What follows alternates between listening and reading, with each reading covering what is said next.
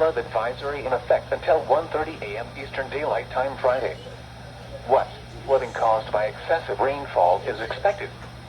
Where? A portion of northeast Ohio, including the following counties: Geauga and Portage. When? Until 1:30 a.m. Eastern Daylight Time.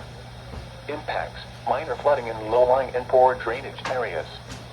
Additional details: at 10:26 p.m. Eastern Daylight Time, Doppler radar indicated heavy rain due to thunderstorms. Minor flooding is ongoing or expected to begin shortly in the advisory area. Between 1 and 2 inches of rain have fallen. Additional rainfall amounts of 1 to 2 inches are expected over the area. This additional rain will result in minor flooding.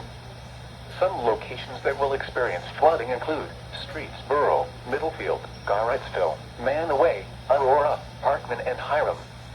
Please visit www.weather.gov/safety/flood for flood safety and preparedness information. Turn around. Don't drown when encountering flooded roads. Most flood deaths occur in vehicles. Be especially cautious at night when it is harder to recognize the dangers of flooding. The extended forecast